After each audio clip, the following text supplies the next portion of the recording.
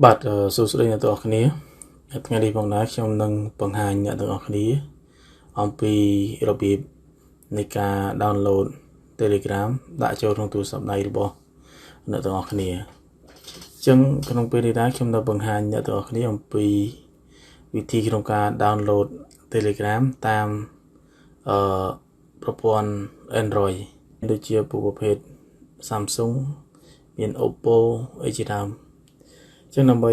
ធ្វើការ download កម្មវិធីនេះមកដាក់នៅលើទូរស័ព្ទដៃរបស់អ្នកទាំងអស់គ្នាសូមអនុវត្តដូចទៅបាទដំបូងគឺយើងចូលទៅ Home បន្ទាប់មកយើងទៅចុចនៅលើ Play Store បាទនេះ Play Store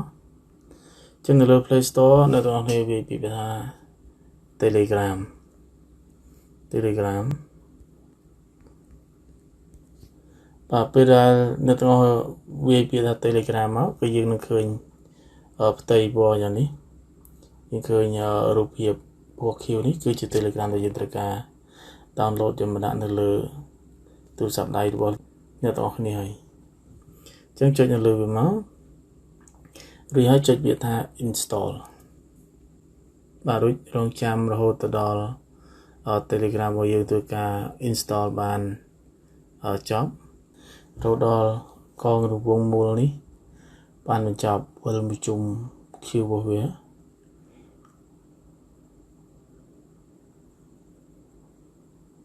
បានទៅពេលដល់បញ្ចប់វានឹងបង្ហាញអក្សរពាក្យថា installing មានន័យថាវាកំពុងតែធ្វើការ install នៅក្នុងទូរស័ព្ទដៃរបស់អញ្ចឹងពេល install ហើយវានឹងបញ្ចេញបង្ហាញពាក្យថា open យើងចុចលើពាក្យថា open រួចយើងចាប់ផ្ដើមនេះពេល open ហើយគឺយើងចាប់ផ្ដើមដំណើរការ Telegram របស់យើងនៅលើទូរស័ព្ទដៃបាទយើងស្រួលវាអស់មកចុចនៅលើពាក្យថា start messaging រួចចុចលើពាក្យ OK ចុចនៅលើពាក្យថា allow ចឹងនៅក្នុងនេះវាមានឲ្យយើងរើសប្រទេសថាតើ Telegram របស់យើងនេះប្រើនៅក្នុងប្រទេសណាហើយលេខទូរស័ព្ទហ្នឹងប្រើជាមួយលេខទូរស័ព្ទមួយណាចឹងឧទាហរណ៍ថាឥឡូវយើងនៅប្រទេសកម្ពុជាប្រើលេខទូរស័ព្ទនៅក្នុងប្រទេសកម្ពុជាចឹងលេខទូរស័ព្ទនៅក្នុងប្រទេសកម្ពុជាលេខកូដរបស់វាគឺបូក855វាហើយយើងវាយលេខទូរស័ព្ទរបស់យើងមកនេះលេខទូរស័ព្ទរបស់យើងរួចហើយចុចពាក្យចុចលើសញ្ញាព្រួយនេះមកបាទរួចចុចពាក្យថាអូខេបន្ទាប់មកចុចថា allow ឬរងចាំបាទបន្ទាប់មកយើងឲ្យវា send code មក message ឲ្យយើងមករួចហើយអ្នកនរគ្នារងចាំរហូតដល់ Telegram បង្ហាញលេខកូដវានេះណា12246លេខកូដរបស់វាគឺបង្ហាញមកឲ្យយើងមិញនេះ62246នេះគឺលេខកូដដែល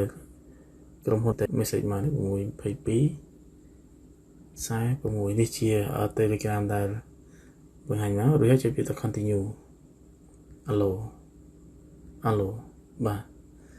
អញ្ចឹងយើងនឹងបានTelegram របស់យើងប្រភេទបានចេះវាបង្ហាញចេញមកយើងតោះមកយើងអាចប្រើមើលឃើញថាតើនេះទាំងអស់នេះគឺជា contact នៅក្នុង Telegram របស់យើងហើយលោកអ្នកនឹងធ្វើការ message ឬក៏ chat នៅក្នុងហ្នឹងខ្ញុំនឹងបង្ហាញអ្នកទាំងអស់គ្នាអំពីរបៀបក្នុងការគ្រប់គ្រង Telegram នៅក្នុងនេះផងដែរបាទសូមអរគុណសូមកុំភ្លេចជួយ comment share និង subscribe ដើម្បីទទួលបានវីដេអូថ្មីៗបន្តទៀត